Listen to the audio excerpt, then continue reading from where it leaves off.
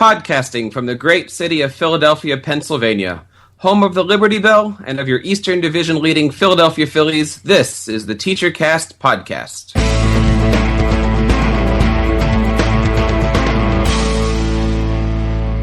Hello, everyone. This is Jeff Bradbury, and welcome to another episode of the TeacherCast Podcast from TeacherCast.net. The TeacherCast Podcast is a weekly show where we discuss the 21st century technologies that teachers need to utilize in their 21st century classrooms. Today we have two very special guests with us today. Joining us from the other side of the world in Sydney, Australia, we have blogger, Twitterer, iMovie expert, and a really good friend of mine, Mark Greentree. How are you doing today, Mark? I'm doing very well, Jeff. A little bit cold, but we're still in winter and the sun's out, so after we do the recording, I might go out in the sun with the kids and have some fun. And how are things in Sydney these days? Very good. And as we're recording here in the States, it's Monday evening, but Mark, you've already reached Tuesday, isn't that correct? Tuesday morning at almost 10 a.m. So I guess the question we should be asking you is, how does tomorrow look? Looks bright and sunny from where I'm sitting. And also joining us today from St. Louis, home of rock and roll legend Chuck Berry, is educator, blogger, and clinician, Cindy Danner-Kuhn. Welcome to the show, Cindy. Hi. I'm just in St. Louis, though, doing a workshop. I really live in Manhattan, Kansas, and teach at Kansas State University in the College of Ed. Excellent. Go Kansas. So I'm in my motel room right now. How are the motel rooms out there in St. Louis? Well, you know, it's a Hampton Inn. They're all alike. Well, we have a lot of stuff to talk about today. So, Cindy, I want to start with you. Why don't you tell us a little bit about yourself and the type of work that you do? I was a high school teacher for 26 plus years, taught high school journalism, graphic design, English, photography, all of that kind of stuff. Was passionate about journalism, and that's actually how I kind of got into technology and computers.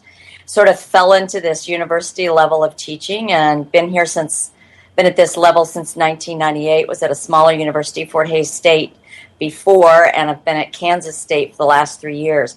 I teach the technology class that every single education major in the College of Education takes at Kansas State University. So they all have me, good or bad, but it does make for a great deal of consistency with what our majors get and leave K-State with. So it's lots of fun. So if I was an elementary education major at K-State, I have to take your class? You absolutely have to take it. You have to take it even if you're a secondary major. And what kind of technologies would you teach me, or what's the technologies that you're teaching these days to ed majors? You know, most of them are pretty good at fiddling around on the internet, but don't really know how to use it effectively in the classroom.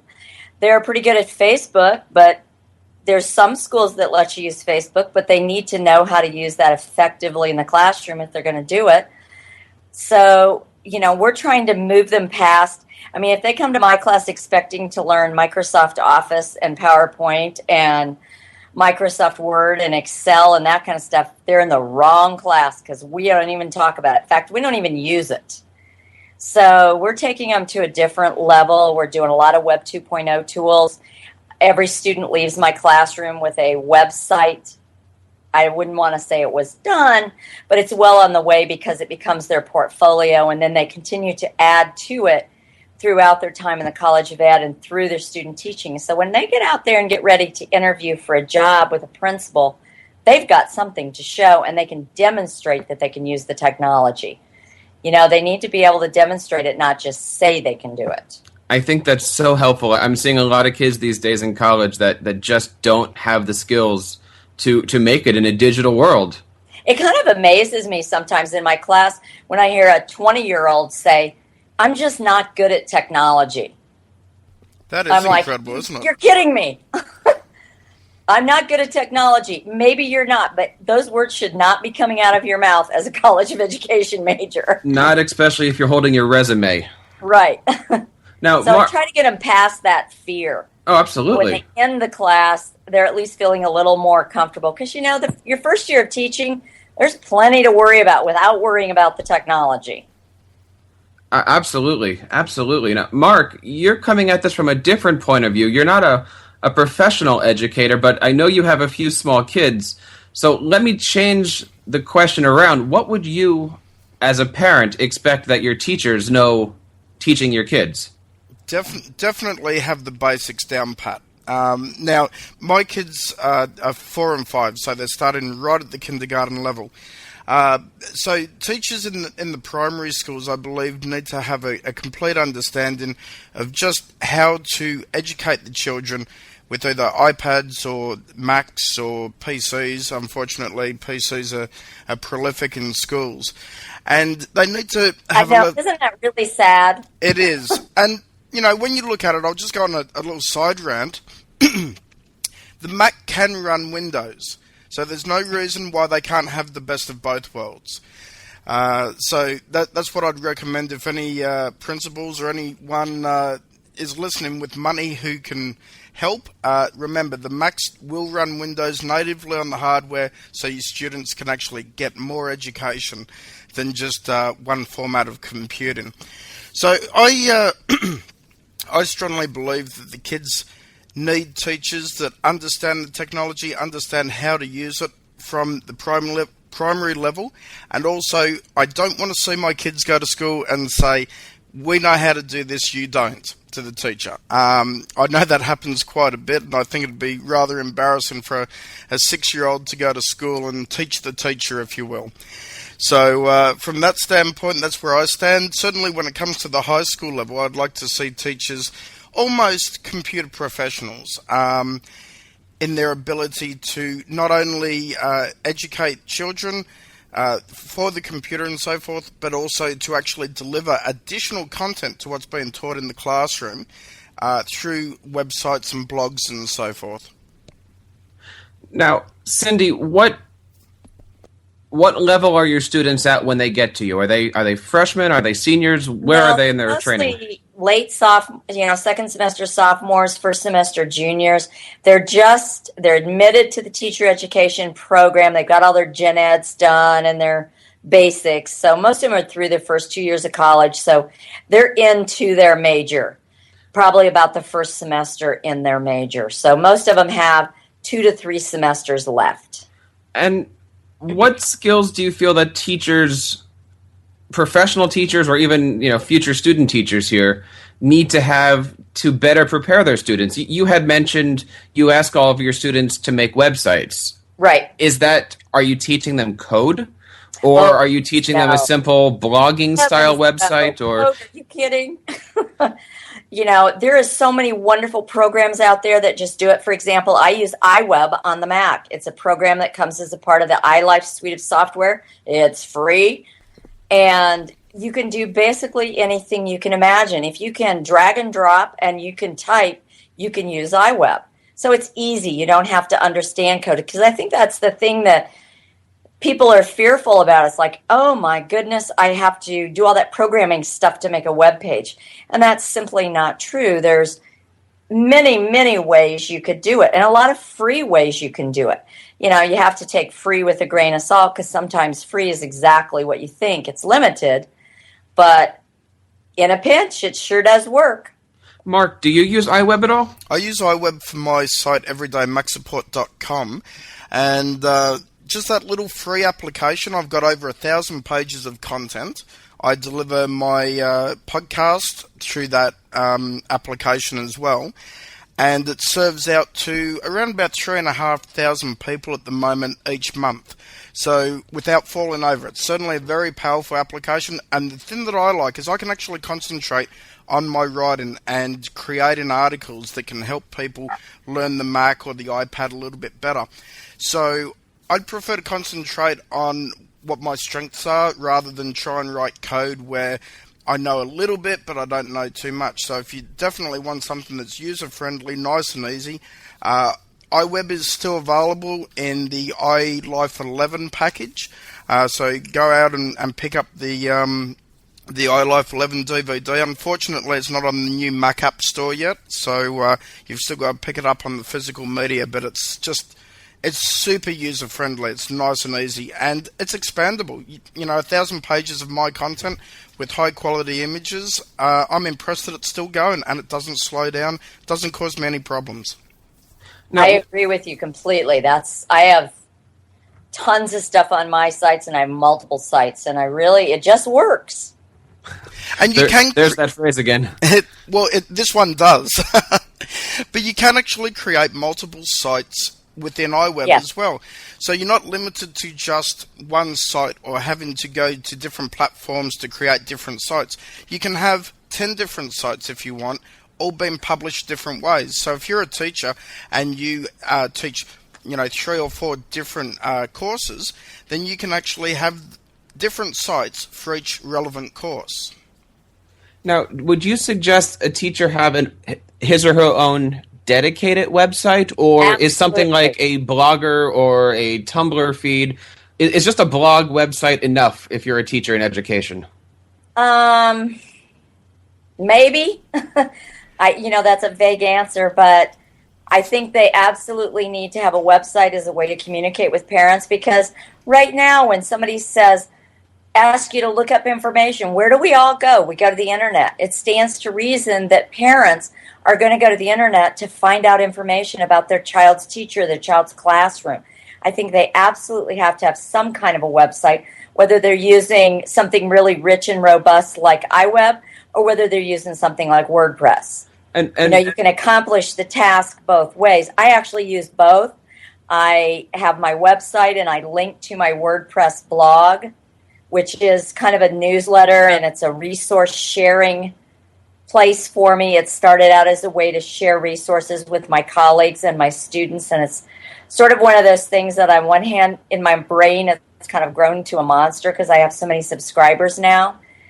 But I use both, although I think they kind of serve different purposes. How do you feel about the need for maybe teachers to have their own unique domain name? I think it depends on how the school has it set up. Okay. Well, what would you say? I know I'm going to open up a can of worms here, but what would you say to the teacher that says, "Oh, I have a website. It's on Facebook"? Oh boy. Yeah, that's kind of my. I say, well, you don't really have a website. You have a Facebook site. Yeah, and Facebook should never merge into education. Yeah. The problem with Facebook is there's too many distractions. Pardon me. Sorry, Jeff, you're going to have to cut that. There's too many distractions with all the ads, with personal friends and family coming on and annoying you, and it's just not safe. I can't enforce that enough. It is not safe for kids, anyone under the adult age. It is not safe to publish information up there, and certainly I wouldn't recommend that any teacher use that as a publishing tool. There's so many other good free programs. If you want something free that's on the web, use Blogger, for instance. Just don't go down to the Facebook side of things. Yes, everyone's on it, but then you've also got a fine line between personal and professional on Facebook as well. And there's not really a proper defined way to actually have 2 accounts and manage them independently. Very interesting. Well, we made a little bit of a left turn. Let's get back to teachers and just being prepared here. Cindy, I know you teach, in a college situation, but you also give professional lectures to already teaching professionals, right? I do a lot of professional development with teachers in schools. In fact, that's what I did all day today and all day tomorrow.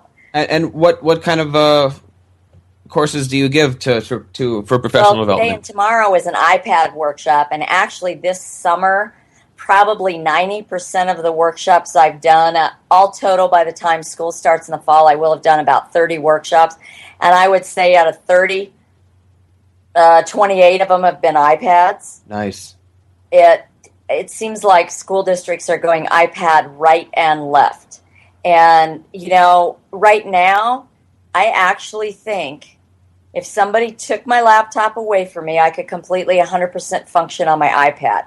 I don't know that I would have said that a year ago, but I sure could say that now.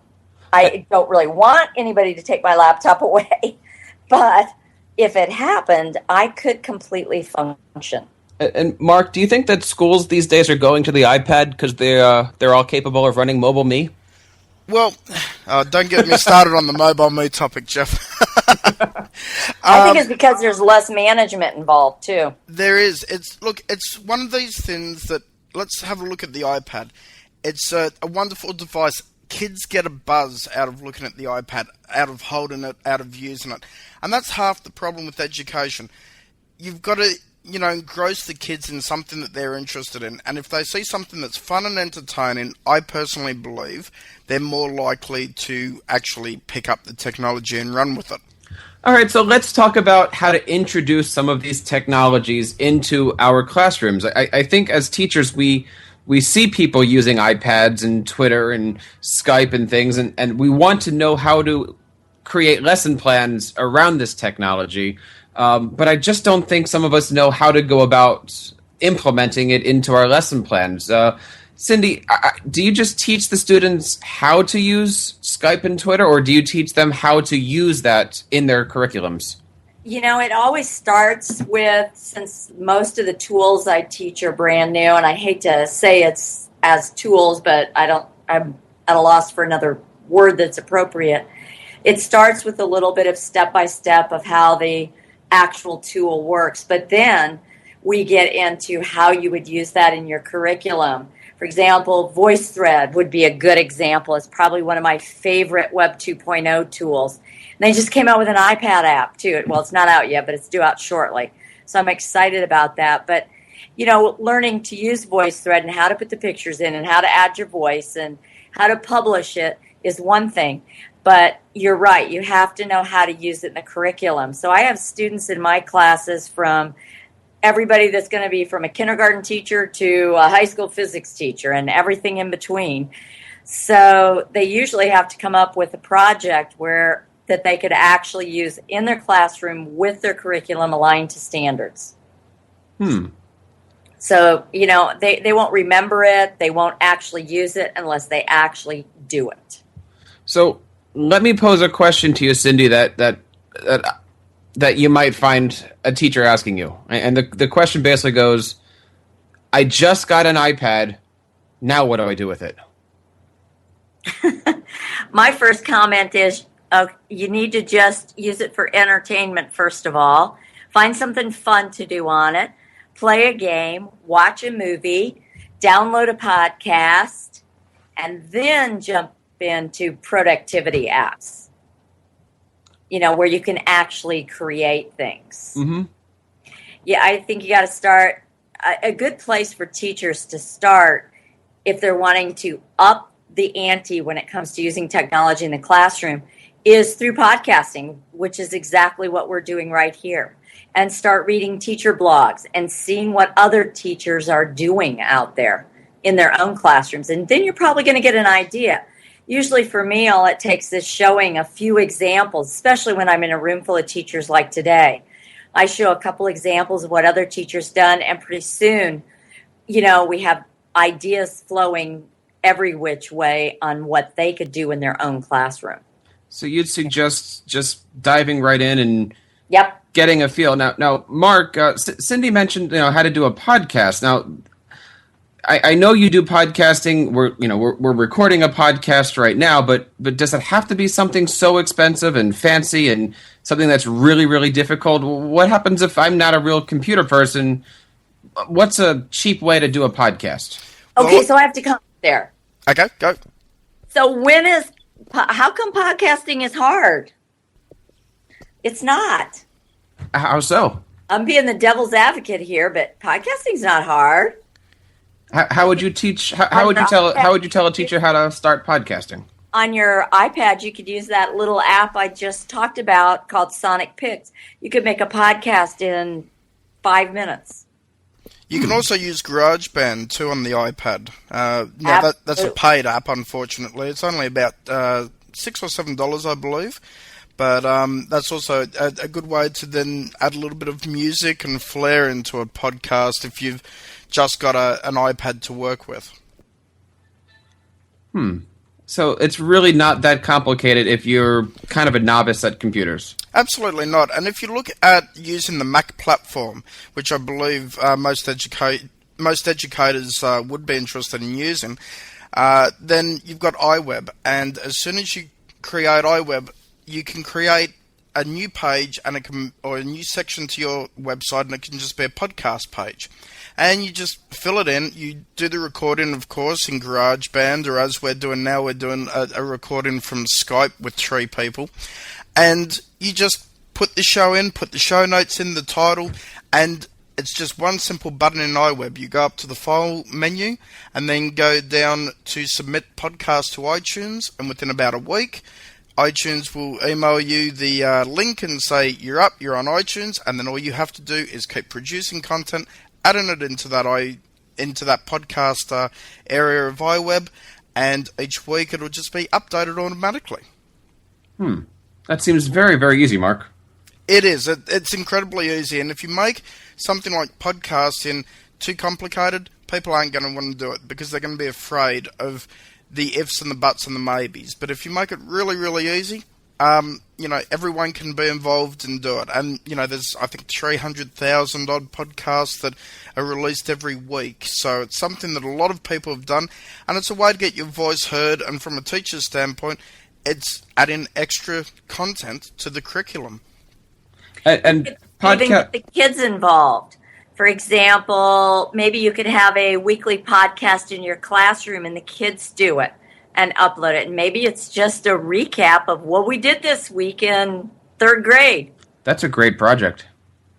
It is a very good one. Get every kid involved. Now, a podcast doesn't have to be video. A podcast is audio or video, but have you guys heard of any examples where teachers used media or podcasting just to tell their kids or tell their parents what their homework is every day, and just post an audio note on their website? Well, you don't There's even have a great app on your Mac called Photo Booth if you want to do video podcasts, where it's a no-brainer. You click the little camera and it starts recording, and you can record a little video speaking into your webcam. When you get done, it's finished. Upload it to your website or to iTunes or to your blog or wherever you're going to put it. You're done. You don't even have to think about how to save it. It saves it in the right format right off the bat. Now, if also you didn't want to do a audio or a video podcast, if you wanted to just take an existing document that you've created, you can actually submit PDF documents up to the iTunes feed, and they can be downloadable and viewed in iTunes on the Mac, and on the, I believe they go into the iBook app on the iPad, which is a free app. So you can actually use the PDF. And Jeff, I'm relating this to your topic of teacher-parent communication. The teachers could submit on a podcast feed, not only the podcast, but also a PDF outlining the homework, the assignments, or what's expected and so forth, and then it could just be downloaded. I agree. That's a great idea. That's a very good idea, because that opens up a lot of things. As somebody who has all of our documents on our computer on PDF, could I open up an iTunes feed and just put all of my documents for those chapters online? Well, you can put them in your existing iTunes feed, or you could have an iTunes feed that is purely only for PDF. It's your choice. Apple doesn't discriminate whether it's video, audio, or PDF format, so you can choose whichever one you like. And how does one get a podcast, or how does one get a feed on the App Store? On the iOS? On iTunes, yes, yeah. How do I go about submitting my content? How do I get on the iTunes Store? Well, you've got a number of ways, but the way I know is, of course, iWeb, which I just spoke about, where you create the page and then you go down to submit podcast to iTunes. So basically, when you create your web page in iWeb or any other application, you'll get most commonly a feed, which will be just a straight RSS feed. What you want to do is you want to take that feed, then go into iTunes, and on the right-hand side where it's got a series of toolbars, you'll have a option of, I believe it's submit a podcast to iTunes, or it may even be just a podcaster's link. Certainly doing a Google search, if you type it in, it'll bring up the relevant Apple pages with all the information you need. And basically, you just submit it with a little bit of graphic art to present who you are and what you're trying to represent.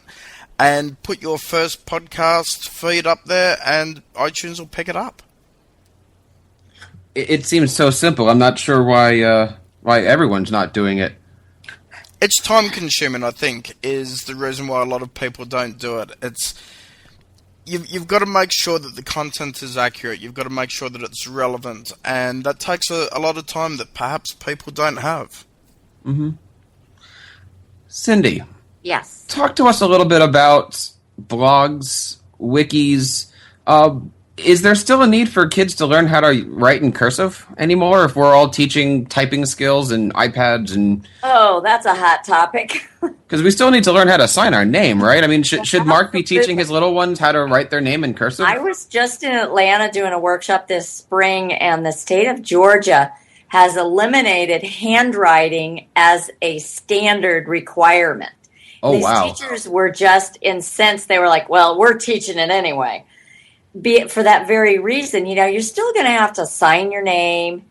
And I don't see in our lifetime a point where we're still not going to have to write a little bit.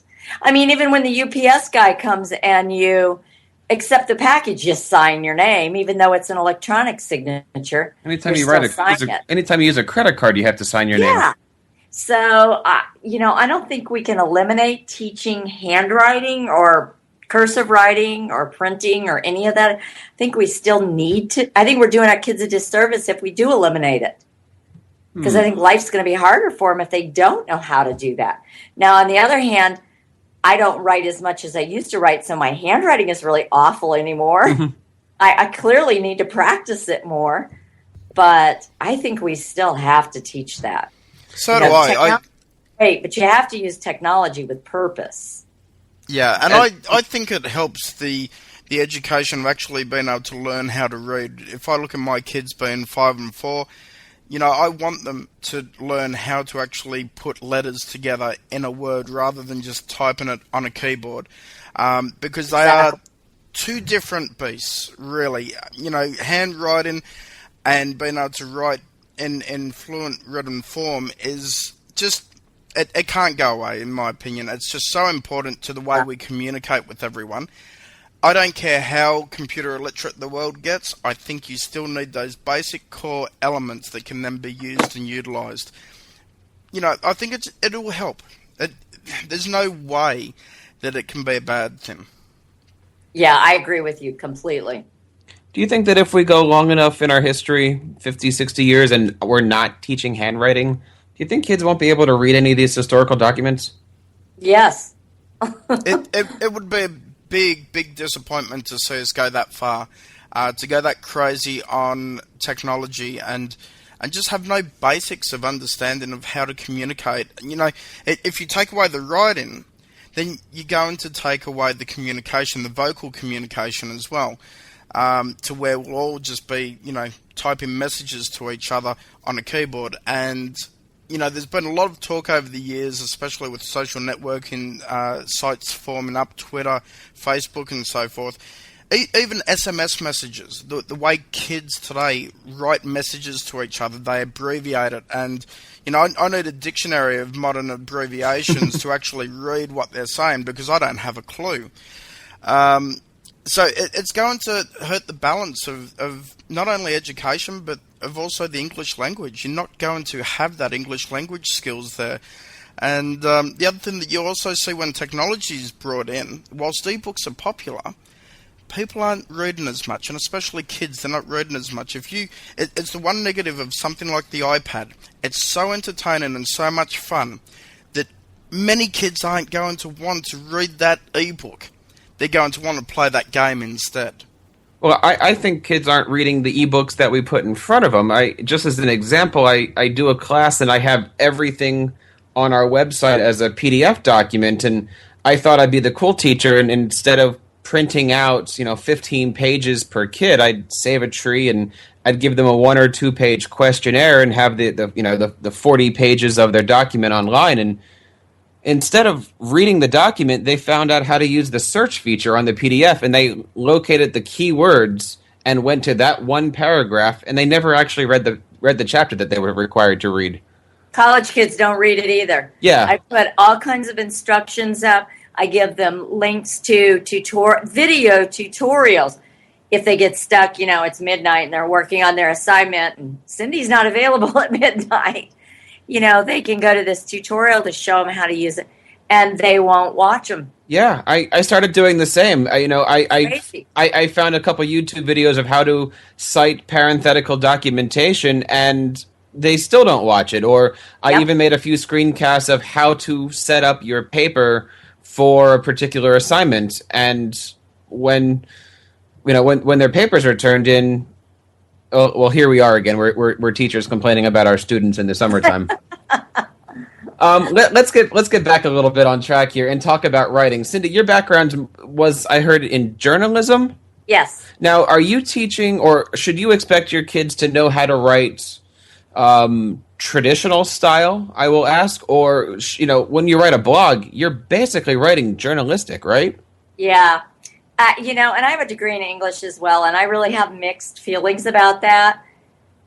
I'm not saying kids don't need to know how to write the research paper or the term paper, because they probably do, because there's other skills they learn by doing that. Mm-hmm.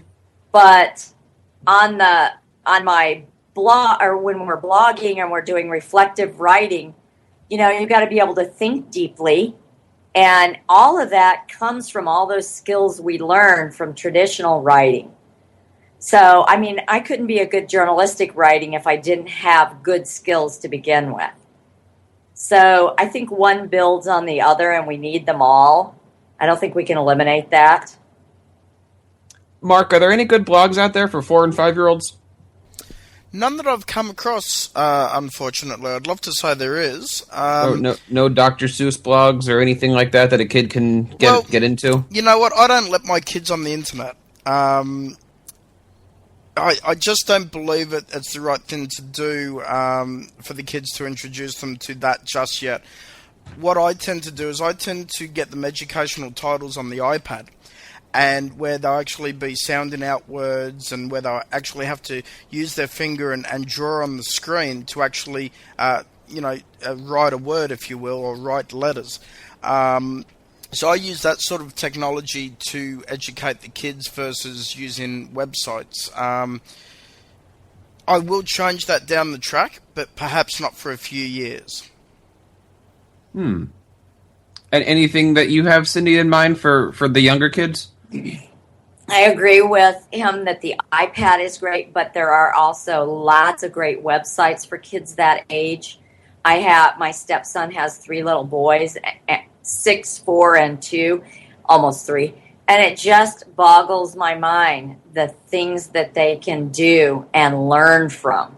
There are just some great places for them on the web. But I think as a parent and as a teacher, you have to structure that, and you have to be organized with it, and you can't just let them on there to go anywhere they want to go.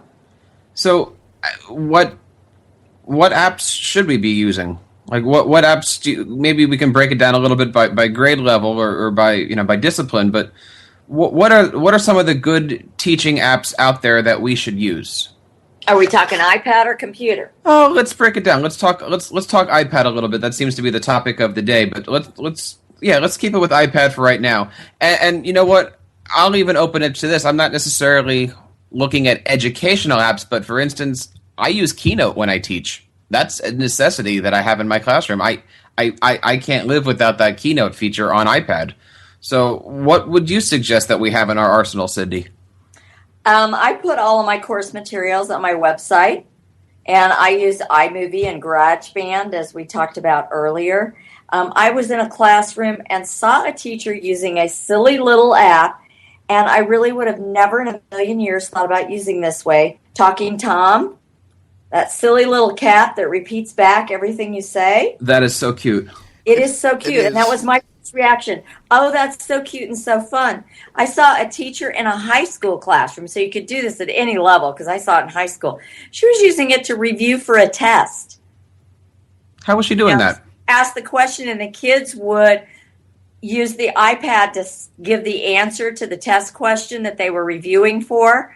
And then Talking Tom would repeat it back on the big screen through the sound system. The kids were super entertained. This teacher swears up and down it's the best they've ever done on the test. Nice. So, that one kind of caught me off guard. I would not have expected that. I love on the iPad the Toy Story read-along app. Oh, they're fantastic. I've got my kids, all three of those. They're great. Toy Story read-along. There's another great app for older kids, and it's a book, but it's an app. It's Dracula, Bram Stoker's Dracula. It is mind-boggling.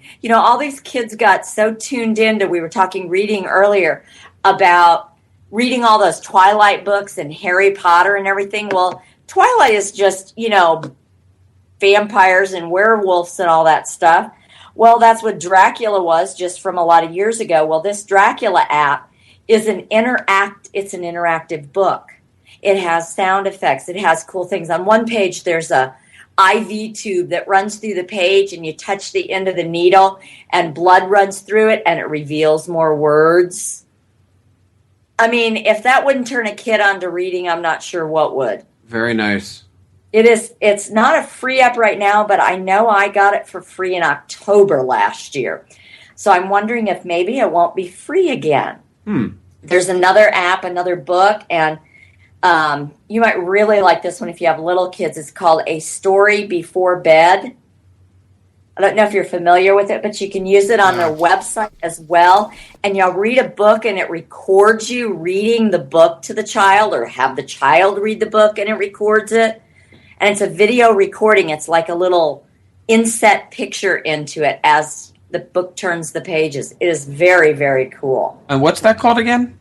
A Story Before Bed. I'll have to put a link to that one. And it works on the website as well as on your iPad. Nice. Does it sync between the two? I haven't tried that. I don't know. Good question. We'll have to try that out. That seems like it's a really neat idea. It is really, really cool. Mark. Yeah. There's a neat little app called Cookie Doodle where you make cookies. But what a family consumer science teacher told me was that it really teaches sequencing, which, it's, you do this and then you do this and you do that. And kids need to know that, teach that ordering skill. Mm-hmm. And it's a fun little app. I'm looking at my kids folder here. What else I have? Well, I'll just quickly jump in, and mainly the apps that I try and get my kids are like the Toy Story apps, where they're the interactive book, and the book actually reads to them, and it will actually highlight the words, and then they may have things like putting a puzzle together.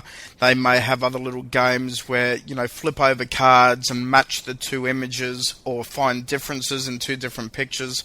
So it gives them a little bit of game entertainment, plus it gives them a good basis in being able to pick up a book and read. And I feel it actually helps with their learning abilities, because if I look at it this way, as a parent, I'll sit there and I'll read to my kids, and I will actually, sort of help them sound words out and help them understand basic words and so forth. But if they don't get it right, I'll say, of course, well, no, that's not the right word, it's wrong. Whereas with these apps and so forth, the kids can sit there for half an hour, and it doesn't matter what they do, it's not going to be wrong, because it's just a matter of trial and error, and then they will work it out themselves as to which one is correct, and then they'll actually learn from that. Yeah, it's teaching great problem-solving skills. Yeah, definitely, and that's something that our kids need as they get older. Here's a little bit app for a little bit older kids that are already reading. Literacy is such a big focus, and we need kids to practice reading. They have a light version, but I paid the $1.99 and bought the timed version. It's called K-12 Timed Reading. What it does is it gives them passages, and they read it out loud, and it records them, and it evaluates their reading. Like, you read 142 words in that minute. So what should a third grader be reading? What should a fourth grader be reading? Or what should we be reading at the beginning of the year? Do it off and on throughout the year and track a kid's process. So we can say, okay, at the beginning of the year, you're reading 142 words in a minute. Now you're reading 352 words a minute. So you've seen improvement. That's good evidence for a parent, too, that the kid's making progress. And what was that app called one more time? K-12 Timed Reading. K-12 Timed Reading. That's it's a good one. actually an iPhone app. Mm-hmm. So, hopefully they'll have it switched over eventually. What about using different kinds of social media in the classroom? I mean, okay, Facebook's a little bit too much. I don't know if you've tried Google Plus yet, but what about some of these? Well, I have a Google Plus account, but I have to admit I haven't messed with it a whole lot yet. Mark, have you tried it yet?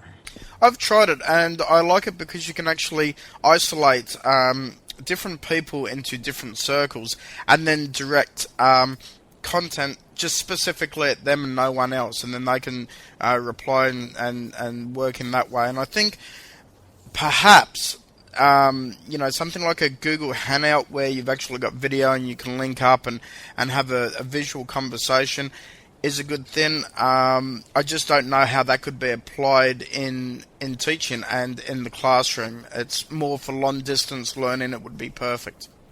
Yeah, I agree with you there. I haven't really messed with it enough to have a good feel for it, but something I'm really into now is the whole QR code thing. What are QR codes? Those little barcode square boxes that look weird we see on everything anymore. Mm-hmm. I bought some bananas the other day, and there was a QR code on the label. It's like, okay. How do we read those? A children's book. Like, I bought a children's book about animals for my little grandson, and I went through and the first page is about the Arctic and polar bears. So I went and I found a video from Discovery Channel about polar bears in the Arctic. I used a website called KY. I don't know exactly how you say it. KAYWA. And I took the URL, slapped it in a little window on this website, and it generated the QR code for me. Took the QR code, printed it out, pasted it in the page of my book. And on my iPhone or an iPod Touch or an iPad, you have an app called a QR reader. The kid holds the camera over that with the app open, and voila, it takes them right to the video that supports the content in the book. Now, the thing that I think is powerful about that is, look at all the textbooks we have in school that are out of date, and we're not buying new ones. It'd be a great way to update a textbook with more current content. Right, and many textbooks these days have companion websites that have more information. I got a kindergarten teacher. She actually took my class the last 3 weeks just for the fun of it. And when I got to this and showed it, she was talking about the fact that kindergartners, for example, it's really hard for them to type in a URL. For heaven's sakes, it's hard for an adult to type in a URL when somebody gives it to us. So what she did was she had some websites that they use in their classroom. One is Starfall, and one's some math website that they use that goes along with their books they're using. And she said on the math one, after you get the website typed in, it's about 4 clicks to get to whatever you're going to do usually. So she figured out a way to make a QR code that took them right to the exact page. We found a little app on the Mac called Quick Mark. You hold the QR code up in front of your web camera, and it immediately takes you to the right page on the website. Now, from a teacher's point of view, I think about how much time I could save and how much time is wasted in my classroom with kids trying to type in the right URL and get them to the right spot. That reminds me of another website that I was thinking of. Have you guys ever seen Tiny URL? Yes. What's it? Is it? Tiny URL? Oh, yes. It's a fantastic website. If you have a web address that's 1,000 characters long, you can actually copy that and paste it into Tiny URL, and it'll come up with a tinyurl.teachercast, and that'll automatically take you to another website that's of your choice that has a much larger site. I know teachers use that all the time to help their kids out. I use it a lot too. I've seen teachers' websites where it's just tiny URL. It just goes down by 100 different websites. Mm-hmm. It's quick and it's simple. And that's what this QR code thing is too. It's really like the room I was teaching in today at this school. I didn't check to see what they were, but there were 4 QR codes, one on each wall in the room. They had printed them out almost full size on a piece of paper.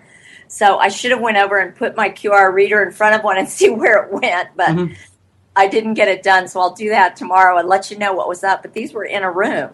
So are you suggesting that we allow our students to use their phones in the classroom to use things like... Absolutely. Most of them have a computer in their pocket. One that's not blocked by technology, right? Way to use those things, and there are. I use Poll Everywhere. That's how I take attendance in my college class.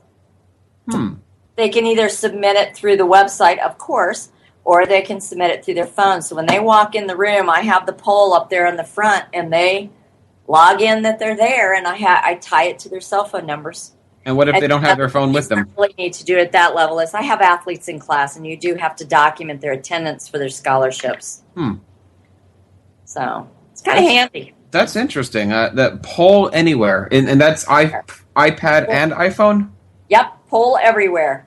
Poll Everywhere. Okay, well, wow, this is going to be a lot of links to talk about at the end of this. That is really, really good. It's amazing. You can do it from the web. And you said you use Keynote all the time? Yes. Poll Everywhere lets you actually install a little app, and you can download the slide and it makes you a slide that you embed right in your Keynote presentation. So as you were giving your lesson in class, you could check for understanding. Right in the middle of your Keynote, and it works interactively on the screen. Like as the kids vote, the little bar goes across the screen. So it's very visual. The kids love it. But they have to have an iOS device? Not necessarily. They could vote from the web or they could vote from Twitter. Really? You can turn on whatever features you want. It's free, up to 30 people voting at any one time. Poll Everywhere. We'll have to definitely check that out and do an app review on it. Moving on a little bit, I wanted to hit a website that's kind of been talked about a few times on the TeacherCast podcast here. Edmodo. What is Edmodo? Have you used it, Cindy? A little bit, but I have a teacher friend who started using it in her classroom. She's a 6th grade teacher, and now they use it school-wide in every classroom in her school.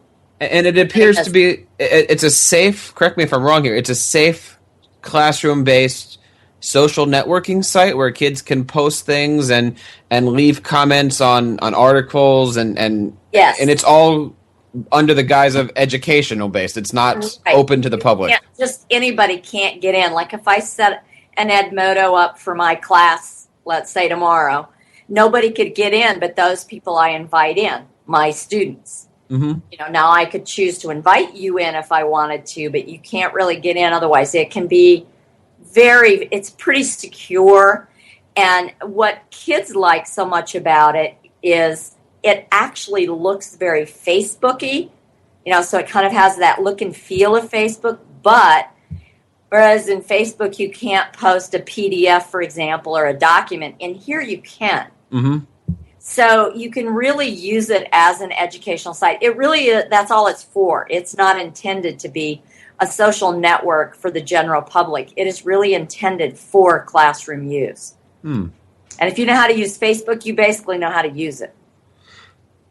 I know there's a really nice iPad app out there for it, and I've got teacher friends that use it and swear by it, and I'd love to figure out how to use it in my classrooms. I think it's a really good app that a lot of my friends are using.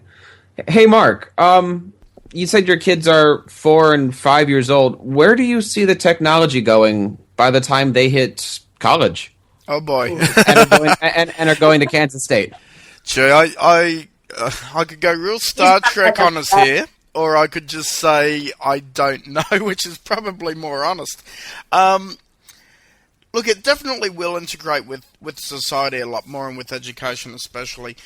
But as to how quickly this change will actually occur and what that will mean for our society, well, that's really a bigger question. I don't see us... I see us still relying on the technology to do a lot, but I don't see it taking over our lives and so forth. I know that's very vague, but, looking into the future, into technology, it could go any number of 10 different ways. Cindy, where do you see technology going? Or where do you see... sorry. It's just, when I look at how much technology and the way I teach has changed in the last 20 years, it blows my mind. But then when I stop and think about how much it has changed in the last 5, I think, holy moly. And then now I look, heavens to Betsy, my course is never the same 2 semesters in a row.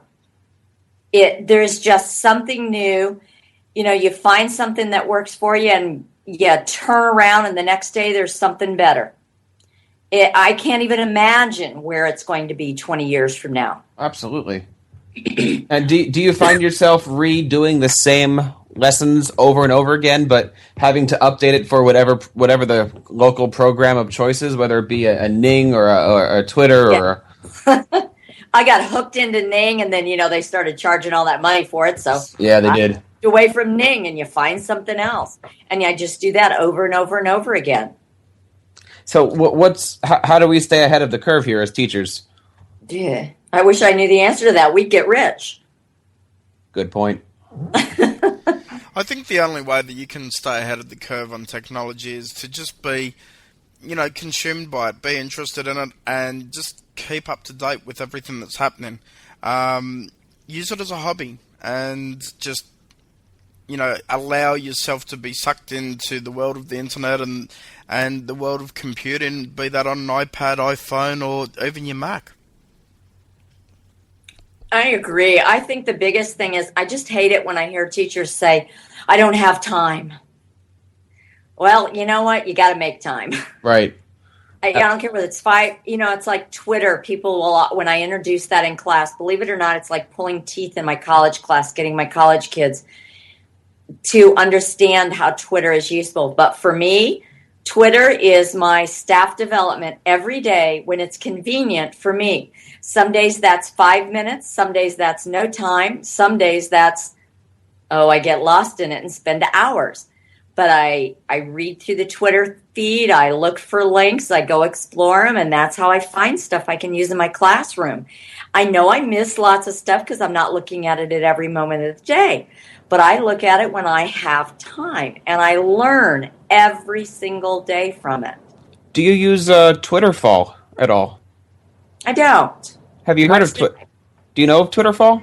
I know what it is, but I have never used it. Twitterfall is a website that basically, if you type in any word or key term, it'll do a search for all of the topics that are trending under those words. I've done a lot of professional development sessions where people have just used Twitterfall to find a topic and then find that person who's tweeting about it and start a conversation with that person. Oh. So there's a lot of good ways. I use it on the iPad? It's a website. It's not an app. Okay. I think it's twitterfall.com. Yeah, I found it. Cool. I'll have to play with that. Thank you.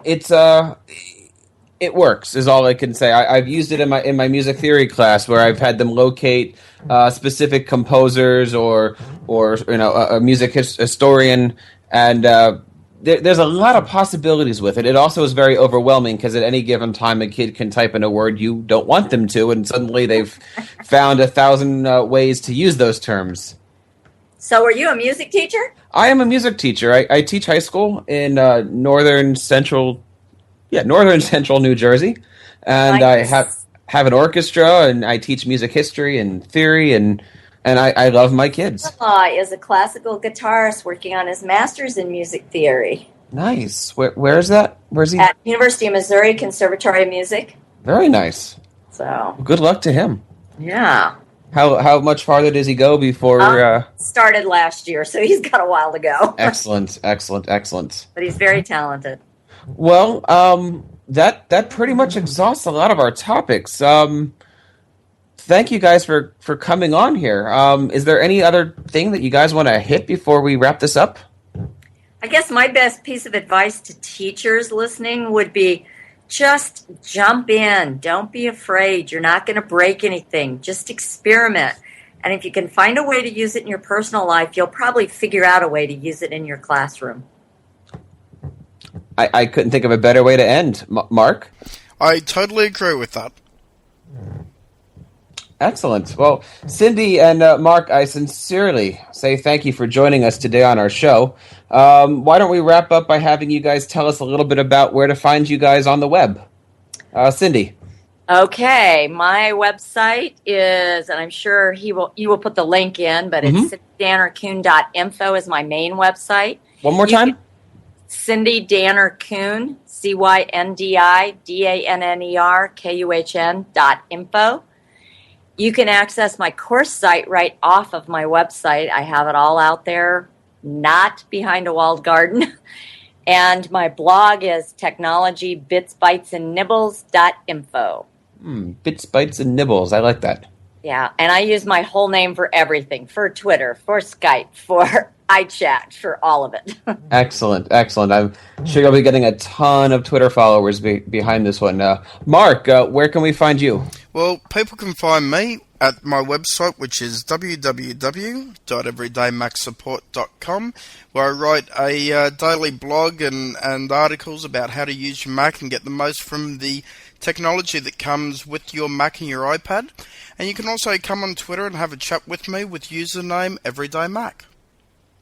And of course, you can keep up to date with all the latest information on how to become a better 21st century educator and the brand new apps that are coming out for all of the OS platforms by visiting us often at our website, TeacherCast.net, and following us on Twitter at TeacherCast.